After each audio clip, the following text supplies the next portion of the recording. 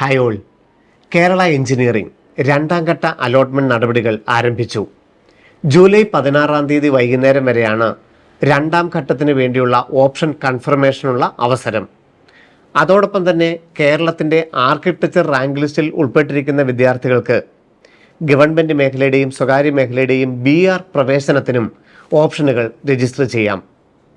Engineering രണ്ടാം ഘട്ടത്തിൻ്റെ allotment നടപടികളിൽ ഏറ്റവും പ്രധാനപ്പെട്ടതാണ് ഓപ്ഷൻ കൺഫർമേഷൻ. ഒന്നാം ഘട്ടത്തിൽ നമുക്കൊരു സീറ്റ് ലഭിച്ചിരുന്നു. നമ്മൾ അതിൻ്റെ ടോക്കൺ ഫീസ് ഓൺലൈനായിട്ട് അടയ്ക്കുകയും ചെയ്തിരുന്നു. ഇനി നമുക്ക് ലഭിച്ച ഓപ്ഷനേക്കാളും മുകളിലുള്ള ഹയർ ഓപ്ഷൻസിനെ പരിഗണിക്കണമോ വേണ്ടയോ എന്നുള്ളതാണ് നമ്മൾ ഈ ഘട്ടത്തിൽ പറയേണ്ടത്. നമുക്ക് ലഭിച്ച സീറ്റിനേക്കാളും താല്പര്യമുള്ള സീറ്റുകളാണല്ലോ സ്വാഭാവികമായിട്ടും പ്രിഫറൻസ് ഓർഡറിൽ നമ്മൾ ഹയർ ഓപ്ഷനായിട്ട് വെക്കുന്നത്. അപ്പോൾ എല്ലാവർക്കും തന്നെ മുകളിലുള്ള ഓപ്ഷനിലോട്ട് പോകണമെന്നുണ്ടെങ്കിൽ ഓപ്ഷൻ കൺഫർമേഷൻ നിർബന്ധമാണ്. നമുക്ക് പുതിയതായിട്ടൊരു സീറ്റ് ലഭിച്ചാൽ ഇപ്പോൾ ലഭിച്ചിരിക്കുന്ന സീറ്റ് നഷ്ടമാവുകയും ചെയ്യും. പക്ഷേ പുതിയതായിട്ടൊരു സീറ്റ് ഹയർ ഓപ്ഷൻ ലഭിച്ചാൽ മാത്രമേ ഇപ്പോൾ നമ്മൾ ഫീസ് അടച്ചിരിക്കുന്ന ഈ സീറ്റ് നഷ്ടമാവുകയുള്ളൂ. അല്ലാത്ത ഒരു സാഹചര്യത്തിലും നിലവിൽ ഈ സീറ്റ് നിങ്ങൾക്ക് നഷ്ടമാവുകയില്ല. ഈ ഫസ്റ്റ് അലോട്ട്മെൻറ്റിൽ കിട്ടിയിരിക്കുന്ന സീറ്റ് നിങ്ങളുടെ മിനിമം ഗ്യാരണ്ടിയാണ്. എന്നാൽ രണ്ടാം ഘട്ടത്തിൽ നമ്മളിപ്പോൾ ഓപ്ഷൻ കൺഫർമേഷൻ നടത്തുകയും ഒരു ഹയർ ഓപ്ഷനിലേക്ക് നമുക്ക് അലോട്ട്മെൻറ്റ് ലഭിക്കുകയും ചെയ്താൽ ഈ സീറ്റ് നഷ്ടമാവുകയും ചെയ്യും. ഈ രണ്ടാം ഘട്ടത്തിൽ കിട്ടിയിരിക്കുന്ന കോളേജ് ഏതാണോ അതാണ് നമുക്ക് നിലനിൽക്കുന്നത്. അവിടെയാണ് നമ്മൾ എല്ലാ ഒറിജിനൽ സർട്ടിഫിക്കറ്റുമായിട്ട് പോയി ചേരേണ്ടത്. ഇനി ചില കുട്ടികൾക്ക് ഒന്നാം ഘട്ടത്തിൽ ആദ്യ അലോട്ട്മെൻറ്റ് തന്നെ കിട്ടി, ഒന്നാമത്തെ പ്രിഫറൻസ് ഓർഡർ തന്നെ കിട്ടി. അവർ ഈ രണ്ടാം ഘട്ട അലോട്ട്മെൻറ്റിൽ പ്രത്യേകിച്ച് ഒന്നും ചെയ്യേണ്ടതായിട്ടില്ല. 17-നും 24 ഇടയിൽ ആ കോളേജിൽ പോയി ചേർന്നാൽ മാത്രം മതിയാകും. ഒന്നാമത്തെ ഓപ്ഷൻ തന്നെ കിട്ടിയവർക്ക് ഇപ്പോൾ പ്രത്യേകിച്ച് സൈറ്റിലൊന്നും ചെയ്യേണ്ടതായിട്ടില്ല. ഇനി മറ്റു ചിലർക്ക് നമുക്ക് ഹയർ ഓപ്ഷനൊക്കെ ഉണ്ടായിരുന്നു, പക്ഷേ അതിനൊന്നും താല്പര്യമില്ല, ഇപ്പോൾ കിട്ടിയത് മതി, ഈ ഒന്നാം ഘട്ടത്തിൽ കിട്ടിയ സീറ്റ് മതി, ഇനി എനിക്ക് ഹയർ ഓപ്ഷനിലോട്ട് വേണ്ട എന്നുള്ളവരും രണ്ടാം ഘട്ട അലോട്ട്മെൻറ്റിൽ ലോഗിൻ ചെയ്യരുത്. അഥവാ ലോഗിൻ ചെയ്ത് ഓപ്ഷനിൽ കയറിയാൽ ഹയർ ഓപ്ഷൻസ് എല്ലാം ഡിലീറ്റ് ചെയ്ത് സേവ് ചെയ്യുക. അപ്പോൾ നിലവിലുള്ള സീറ്റിൽ തന്നെ നിങ്ങൾക്ക് പഠിക്കാനായിട്ട് സാധിക്കും. അങ്ങനെ 3 രീതിയിലാണ് നമ്മൾ ഈ അലോട്ട്മെൻറ്റിനെ നോക്കിക്കാണേണ്ടത്. ഇനി ഒരു അലോട്ട്മെൻറ്റും ലഭിക്കാത്ത വിദ്യാർത്ഥികൾ ആദ്യഘട്ടത്തിൽ ഓപ്ഷനൊക്കെ കൊടുത്തിരുന്നു, പക്ഷേ ആദ്യഘട്ടത്തിൽ ഒരു സീറ്റും കിട്ടിയില്ല. നമ്മുടെ ഓപ്ഷൻ എല്ലാം നിലനിൽക്കുന്നുണ്ട്. ആ ഓപ്ഷൻ കൺഫർമേഷൻ ചെയ്യണമെങ്കിൽ, ആ ഓപ്ഷൻസിനെ പരിഗണിക്കണമെങ്കിൽ ഇപ്പോൾ 16 നിങ്ങൾ സൈറ്റിൽ കയറുകയും ഓപ്ഷൻ കൺഫർമേഷൻ നടത്തുകയും ചെയ്യണം. അപ്പോൾ ഈ രണ്ടാം ഘട്ട അലോട്ട്മെൻറ്റിനെ വളരെ കൃത്യമായിട്ട് നോക്കി വേണം നിങ്ങൾ മനസ്സിലാക്കാൻ.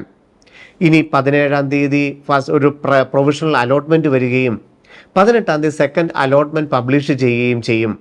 ആ കോളേജിലാണ് എല്ലാ ഒറിജിനൽ സർട്ടിഫിക്കറ്റും ബാക്കിയുള്ള ആപ്ലിക്കേഷൻ്റെ തുകയും ഒക്കെ ആയിട്ട് നിങ്ങൾ കോളേജിൽ അഡ്മിഷൻ എടുക്കേണ്ടത്. 24 വൈകുന്നേരം വരെയാണ് കോളേജുകളിൽ ചെന്ന് പ്രവേശനം നേടാനുള്ള അവസരം. ഒന്നാം ഘട്ടത്തിൽ സീറ്റ് കിട്ടി, രണ്ടാം ഘട്ടത്തിൽ സീറ്റ് കിട്ടി, അങ്ങനെയുള്ളവർക്കൊക്കെ ഈ അലോട്ട്മെൻറ്റ് നിലനിൽക്കണമെങ്കിൽ തീർച്ചയായും 24 കോളേജിൽ ചെന്ന് പ്രവേശനം നേടുകയും ചെയ്യണം. മൂന്നാം ഘട്ട അലോട്ട്മെൻറ്റിന് നോട്ടിഫിക്കേഷൻ, ഏതൊക്കെ ഓപ്ഷനുകളാണ് കൊടുക്കാൻ സാധിക്കുന്നത്, പുതിയതായിട്ട് ഓപ്ഷൻ കൊടുക്കാൻ സാധിക്കുമോ, അങ്ങനെയുള്ള കാര്യങ്ങളുടെയൊക്കെ വിശദമായ നോട്ടിഫിക്കേഷൻ 25 ശേഷം പ്രസിദ്ധീകരിക്കുകയും ചെയ്യും. ഇനി നമുക്ക് കോളേജിൽ നിന്ന് ക്വിറ്റ് ചെയ്യണമെങ്കിൽ മറ്റ് ജോസ സീറ്റ് അലോക്കേഷനിലേക്ക് അല്ല മെഡിക്കൽ അലോട്ട്മെൻറ്റിലോട്ടൊക്കെ മാറണമെങ്കിൽ 24 കോളേജിൽ ജോയിൻ ചെയ്യാതിരുന്നാൽ നിങ്ങളുടെ രജിസ്ട്രേഷൻ ഫീസ് 2000 മാത്രമേ നഷ്ടപ്പെടുകയുള്ളൂ. ബാക്കി 8000 രൂപ നിങ്ങൾക്ക് തിരിച്ച് ലഭിക്കും. കോളേജിൽ പോയി ചേർന്ന് കഴിഞ്ഞാൽ പിന്നെ ആ അടച്ച തുക മുഴുവൻ നിങ്ങൾക്ക് നഷ്ടപ്പെടാനുള്ള സാഹചര്യമുണ്ട്. അതുകൊണ്ട് കൃത്യമായിട്ടും കേരള എഞ്ചിനീയറിംഗ് അലോട്ട്മെൻറ്റിനെ വളരെ വ്യക്തമായി തന്നെ നോക്കിക്കാണണം. അതോടൊപ്പം തന്നെ നിങ്ങൾക്ക് കാണാം, നിങ്ങൾ ലോഗിനിൽ പ്രവേശിച്ചു കഴിഞ്ഞാൽ നിങ്ങളുടെ വലത്ത് സൈഡിലുള്ള ആണ് നിങ്ങളുടെ ഹയർ ഓപ്ഷൻസ്. അതിൽ നിങ്ങൾക്ക് കിട്ടിയ സീറ്റ് ഒരു ഗ്രേ കളറിൽ നിങ്ങൾക്ക് കാണാം. അതിന് മുകളിലോട്ടുള്ളതാണ് നിങ്ങളുടെ ഹയർ ഓപ്ഷൻസ്.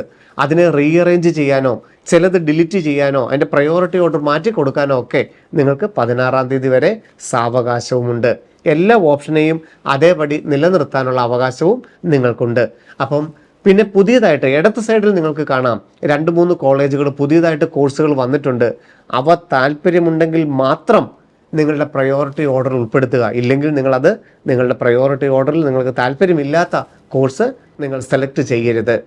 അപ്പോൾ കേരള എഞ്ചിനീയറിംഗിൻ്റെ രണ്ടാം ഘട്ട അലോട്ട്മെൻറ്റിൻ്റെ നോട്ടിഫിക്കേഷൻ കൃത്യമായി നോക്കി മനസ്സിലാക്കുകയും ഏത് കോളേജിൽ ഏത് കോഴ്സിനാണ് പഠിക്കേണ്ടത്, കാരണം റാങ്കിൻ്റെയും റിസർവേഷൻ്റെയും അടിസ്ഥാനത്തിൽ കൃത്യമായും നമുക്കൊരു ധാരണ കിട്ടി എന്താണ് നമുക്കിനി പ്രവേശനം കിട്ടാനുള്ള സാധ്യത എന്നുള്ളത്.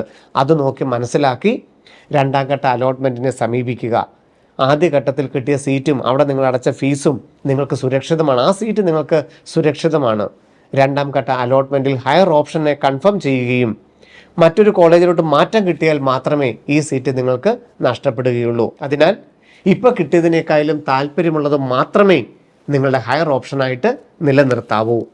ഇനി നിങ്ങൾക്ക് മറ്റ് അലോട്ട്മെൻറ്റുകളിലേക്ക് മടങ്ങണമെങ്കിൽ അതിന് അതാത് സമയത്ത് റീഫണ്ട് ചെയ്യാനും ക്വിറ്റ് ചെയ്യാനും ഒക്കെയുള്ള ഓപ്ഷൻസ് അവൈലബിൾ ആവുകയും ചെയ്യും.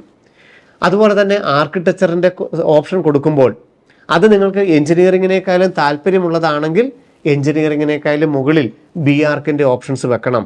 അതല്ല എഞ്ചിനീയറിങ്ങിൻ്റെ ഓപ്ഷന് താഴെയാണ് നിങ്ങൾക്ക് ബി ആർക്കിൻ്റെ സാധ്യതയെങ്കിൽ ബി ആർക്ക് റാങ്ക് ലിസ്റ്റിലുള്ളവർ അതെവിടെയാണ് ആ പ്രിഫറൻസ് ഓർഡറിൽ ബി ആർക്കിൻ്റെ സീറ്റുകൾ വെക്കേണ്ടതെന്നുള്ളതിനെക്കുറിച്ചും കൃത്യമായൊരു ധാരണ ഉണ്ടാവണം.